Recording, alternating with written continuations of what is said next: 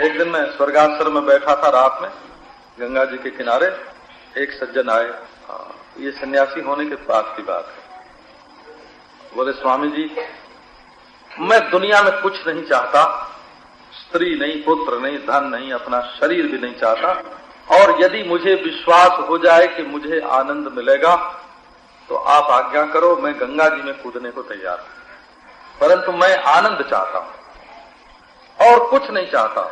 कहां से आनंद मिलेगा ये हमको नहीं मालूम। समाधि से मिले, ईश्वर से मिले, ब्याह से मिले, मरने से मिले, त्याग से मिले, जैसे मिले वैसे, हमको तो आनंद चाहिए, हम आनंद के लिए आए हैं। मैंने उससे पूछा कि तुम सचमुच आनंद के सिवाय और कुछ नहीं चाहते और कोई इच्छा नहीं है? वो बोला, हाँ महाराज, इतनी बात हमारी समझ में आ गई है कि हम जितनी खटपट दुनिया में करते हैं वो आनंद के लिए ही करते हैं। आनंद के लिए धन कमाया, आनंद के लिए ब्याह किया, आनंद के लिए बच्चे किए, आनंद के लिए ही सब कुछ चाहते हैं, परंतु आनंद ही नहीं मिलता है। एक आनंद के सिवाय हमारे मन में कोई दूसरी इच्छा नहीं है। तो मैंने कहा, अच्छा बैठो।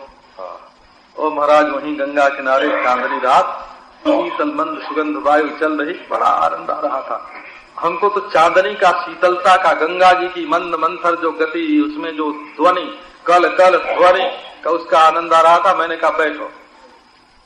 बैठ गया आसन से। मैंने उससे कहा कि अच्छा, आप तुम हमारी एक बात मानो, ये जो आनंद की इच्छा है तुम्हारे मन में, इस इच्छा को छोड़ दो। उसने कहा, अच्छा।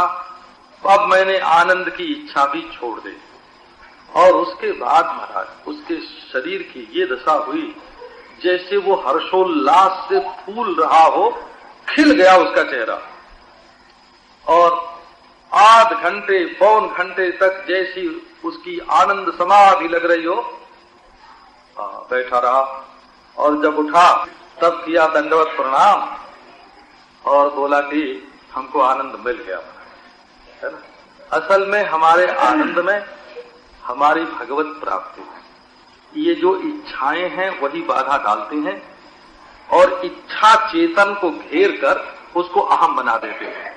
जो इच्छाओं से घिरा हुआ नहीं है वो चेतन, उस चेतन में अहम भी नहीं है। हो, अहम वही है जहां चेतन इच्छाओं की परिधि में बंध कर और एक परिच्छिन्न केंद्र के रूप में प्रकट हो गया है।